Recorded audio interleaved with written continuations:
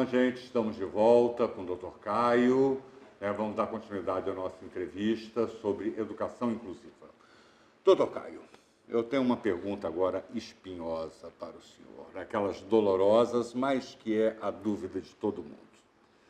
Diz a Lei de Diretrizes e Bases da Educação, que, como o senhor mesmo disse, não foi revogada pela LBI, né? Aliás, a LBI, é bom esclarecer para todos, que aquilo que ela quis revogar, ela foi explícita, né? Perfeito. Ela foi revoga-se, acabou. Quando uma lei brasileira revoga uma outra lei, geralmente ao final desta lei, ela deixa disciplinado expressamente. Neste ato, revogam-se as leis, tais. Não há revogação da Lei 9394 de 96 no final da Lei Brasileira da Inclusão, o Estatuto da Pessoa com Deficiência. Pois é. E a Lei de Diretrizes e Bases da Educação, ela prevê, tá, aquele professor, que aí tem várias nomenclaturas, né, que uns chamam de auxiliar, outros chamam de mediador, porque faz a mediação entre professor e aluno, não se chegou a um consenso ainda desse nome. Perfeito. Né, e diz que ele vai ter que ter especialização. Eu entendo, e a maior parte das pessoas, que especialização é uma coisa que você faz pós-universidade. Um médico vai dizer que é especialista em autismo quando ele faz um mestrado, uma pós-graduação, um doutorado, assim como um advogado normalmente, né, diz, olha, eu sou especializado em direito público, eu fiz mestrado, eu fiz doutorado, parece que o senhor está fazendo doutorado agora, né? Perfeito, estou tentando fazer um doutorado agora. Pois é. Mas a própria Lei de Diretrizes e Bases da Educação, mais embaixo, vai dizer que será professor de primeiro ou segundo grau. Isso é uma informação bastante conflitante e que tem sido bastante conflitante aqui fora. Perfeito. Porque estão pegando pessoas, com professores de segundo grau, formação de professores, dando um curso de 60 horas e colocando como mediadores. Perfeito. Como o senhor vê isso? Como o senhor acha que isso deveria ser? Como deve ser feita esta leitura da lei? Bom, Becali, é um assunto espinhoso realmente, é um assunto, diria para você que é quase uma sabatina para ser ministro do Supremo, de tão espinhoso que é o assunto. Mas eu digo para você com toda sinceridade, a Lei de Diretrizes e Bases da Educação, ela diz que tem que ser um professor com especialização na área. Ou seja, pressupõe que esse professor tenha uma especialização na área de educação especial, na área de educação inclusiva, nesta área, até para que ele possa atender esse aluno de forma mais próxima, de forma que ele tenha saída para essas questões que o aluno possa apresentar. Com relação à nomenclatura, o que acontece? Aí eu vou fazer um apanhado geral para poder responder todas as perguntas juntas. Quando a gente pensa na nomenclatura, a Lei Brasileira da Inclusão traz 3 nomes. Quais são? Profissional de apoio escolar, que é um profissional que auxilia na higiene básica, na alimentação, na locomoção e no ensino. Então, é um profissional completo. Desde a hora que o aluno ingressa na instituição de ensino até a hora que ele sai da instituição de ensino, este profissional de apoio vai estar auxiliando o aluno em todas as suas atividades. Então, por exemplo, se ele precisar ir ao banheiro, este profissional pode, de alguma forma, auxiliar o aluno. Se ele precisar comer alguma coisa, ele vai auxiliar. Então, nas questões básicas, o profissional de apoio vai auxiliar o aluno, além da questão educacional. Então, ele vai desde a locomoção, higiene, alimentação e o ensino.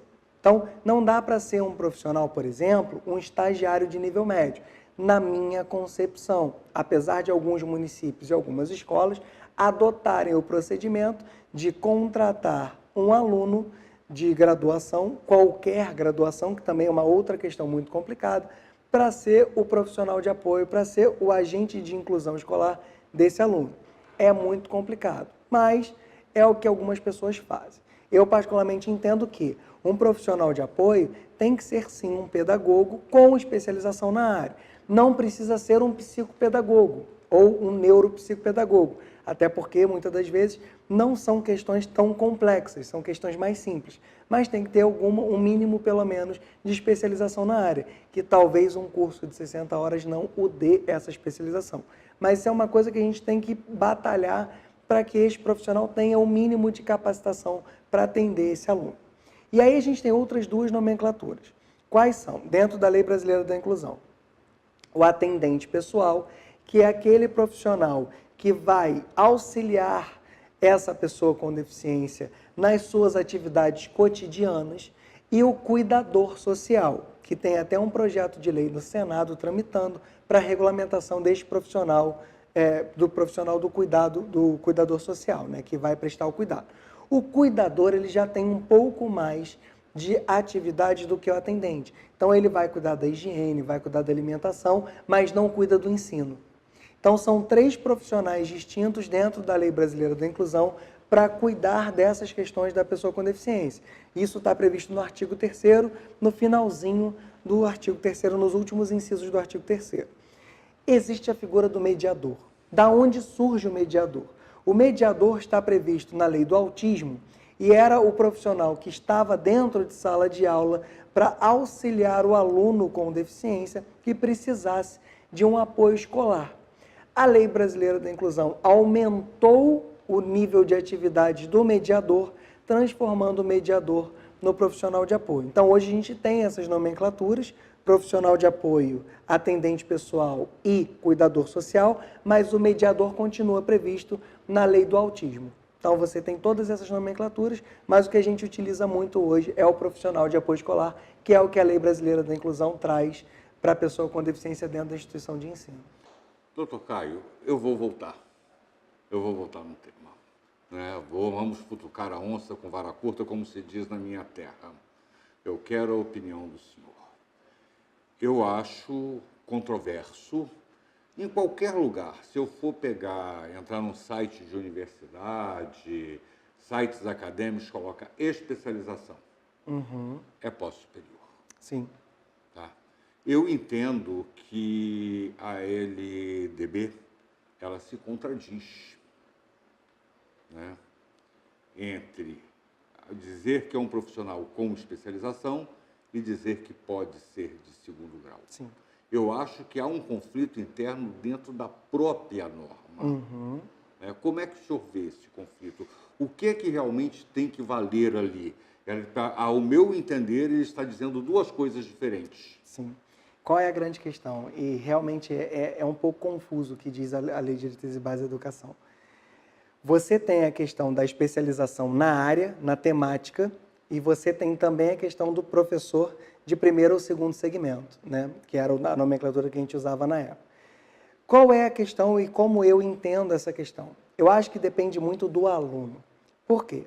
Quando a gente estuda a Lei Brasileira da Inclusão e os seus desdobramentos, né, todas as resoluções que o MEC já fez, que o Conselho Estadual de Educação já fez, e por aí vai, a gente tem que ter com clareza o seguinte: quem determina a necessidade do profissional de apoio é o aluno. Então, é o aluno que vai definir qual é o grau de instrução deste profissional.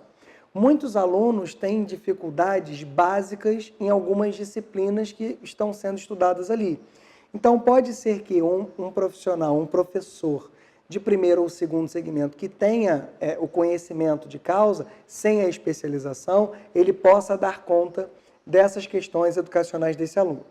Existem alunos que não. Existem alunos que têm um grau de dificuldade mais elevado e é necessário que este profissional, que este professor, esse profissional de apoio escolar, seja não só um professor, mas tenha, sim, uma especialização. Então, nesses casos, é necessário que esse professor tenha especialização na área de educação especial, de educação inclusiva, para poder atuar junto desse aluno. Então, quem define isso, muitas das vezes, é o próprio aluno, porque a gente tem que ter com clareza também que a LBI não obriga a escola o aluno tendo deficiência, colocar o professor. Que muitas das vezes, e a gente tem que ter isso com muita clareza, que é a capacidade do aluno não quer dizer, não tem relação direta com a deficiência. Tem muito aluno com deficiência que tem plena capacidade de estar ali sem um profissional de apoio. Mas, ao mesmo tempo, tem muito aluno com deficiência que precisa deste profissional. Então, quem vai fazer essa definição é o aluno, de acordo com a necessidade, com a dificuldade que ele apresente nas disciplinas e nas matérias que estão sendo estudadas dentro de sala de aula. Então, apesar da legislação ela ter essa contradição de ter um professor de primeiro ou segundo segmento e, ao mesmo tempo, falar que o professor tem que ter essa especialização, no mesmo momento que ela diz isso, a gente também precisa entender que nem todo aluno com deficiência precisa, alguns precisarão de um auxílio básico e alguns de um auxílio mais especializado. E aí depende muito do caso a caso. Tá. Então, nós caímos naquela questão, salvo engano, do artigo 1º da LBI, né, que tirou a ótica de avaliação médica da deficiência, que a LDB se baseia numa ótica médica ainda. Perfeito. Por ser mais antiga. Isso. E entramos numa avaliação biopsicossocial. Perfeito. Que exigiria uma pergunta que eu fiz anteriormente, aquela equipe multidisciplinar. Porque eu vou lhe perguntar, então, nós ainda temos, acho que 5 minutos aqui, e eu ainda vou pedir que o senhor faça suas considerações finais e me fale sobre o seu livro, e fale para os telespectadores sobre o seu livro. Né? Quem é apto a dizer se esse aluno precisa ou não? Porque as escolas se recusam a aceitar essa equipe multidisciplinar, externa, com psicólogos, ou seja, com outras especificidades. Né? E como é que fica isso? A escola, por si só, uma avaliação apenas de um pedagogo, seria capaz de dizer essa necessidade ou não? Essa é uma questão muito complicada da gente tratar, porque quando a gente pensa na equipe multidisciplinar, a gente está pensando no médico, no terapeuta ocupacional, no psicólogo, na fonoaudióloga. Então, a gente tem uma equipe de profissionais que vai definir a necessidade desse aluno. E mais, quando a gente pensa nessa equipe multidisciplinar, o professor que está no dia a dia com esse aluno também faz parte. Por quê? Ninguém melhor do que o professor que está na ponta, no dia a dia do aluno, para dizer, junto com esses profissionais, qual é a necessidade do aluno. Porque o professor, à medida que ele vai ensinando, à medida que ele vai lecionando, ele vai identificar naquele aluno quais são as dificuldades diárias. E aí ele pode, junto com o profissional de apoio, informar e perceber o que este aluno precisa.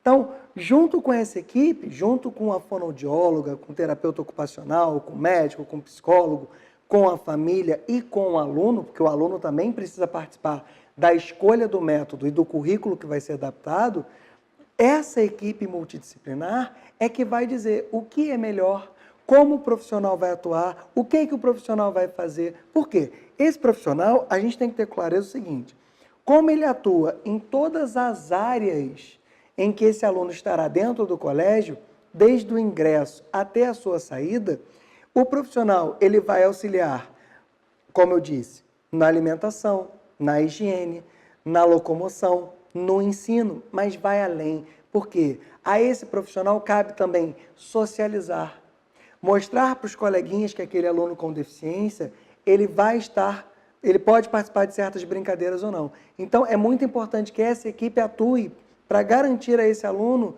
o acesso, a permanência, a socialização e o aprendizado dentro da sua instituição de ensino. Doutor Caio, nosso programa está encerrando.